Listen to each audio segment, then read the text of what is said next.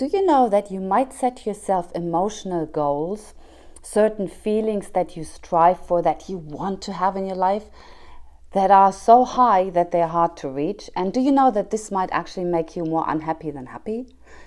If you're interested in emotional goals and how to turn them to your benefit, then stay tuned for this video where I go into details about emotional goals and how to set them yourself. Welcome to the series Mental Health Bites. Navigate life, thrive, and have positive impact. When I came across this piece of research, I was really curious because, of course, everybody wants to be happy. That's a good goal to have, right? I want to be happy. I want to feel happy. However, if you look what happiness means, it's very different from culture to culture, and we are very influenced by the culture that we grow in to find the expression of what happiness is for us.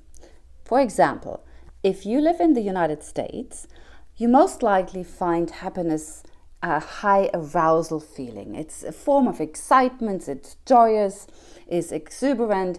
In children's books, it looks like a child doing cartwheels or bouncing and having a smile from left to right. That is the expression in the US. In Asia, in many cultures there, it's more a calm and serene feeling. And there in the children's books, you might see a child sitting, not bouncing, and smiling, a light smile, looking into the distance and enjoying and savoring a moment. Whereas in Germany, for example, I think that for us, happiness is stability and security and having it gemütlich, being cozy with our loved ones. So, happiness can look very different depending on the culture. Oh, by the way, in many African cultures, the feeling of happiness is belonging to a community, to a family, and being with them. So you see how different the expression of happiness might be. So what you might set yourself daily as this is how I want to feel is heavily influenced by the culture. But have you considered that you actually have the power to set your own emotional goals? And what would that look like if you did? There has been research done about that by Jeanne Tsai from Stanford University, for example. And that researcher looked into how about setting yourself a goal, an emotional goal, a feeling that you want to reach by the end of the day or the week that seems to be more attainable. She found out if that happened, if that was the case, people actually had more motivation to reach that goal and actually to put more actions into the day to accomplish that. And that makes total sense to me, because if I at the beginning of the day look, okay, I today want to feel a sense of accomplishment. I know that I have a couple of to-dos that I really need to tick today, and tonight I would like to feel I've done it. I want to, leave my desk and be happy about that. That is my level of happiness today that I want to reach. Now that gives me something to work towards too. This is something I have the power over.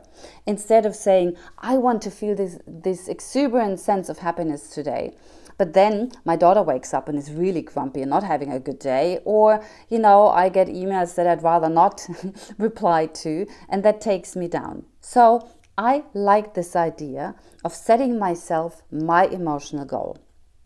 The other benefit of that is that you can vary that depending on your state of being. If you, for example, are at the moment in a low state of mood, if you are more on the sad or anxious side, you could set yourself the goal tonight, I want to feel more calm than yesterday.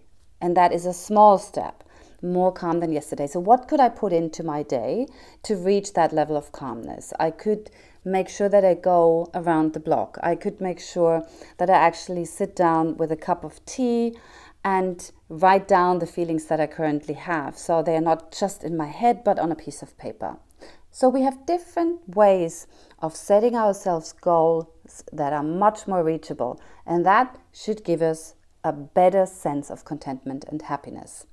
I encourage you to try this out. So really simple 3 steps. First, set yourself the goal and compare yourself to yourself and not so much to others or to what the commercials tell you what happiness look like. Second step, find little actions that you could put into your day to make the likelihood of reaching that feeling by the end of the day more happen. And the third is actually carrying out the actions and then see where that leads you. I feel this is an instrument of empowerment. I encourage us to use it and to really start reflecting on what happiness means to us on a daily basis. If you enjoy this video and videos like that, please keep being tuned into this channel where I give you little tips and tricks that I learn along the way as well to increase self-awareness, self-care and well-being. Thanks for watching.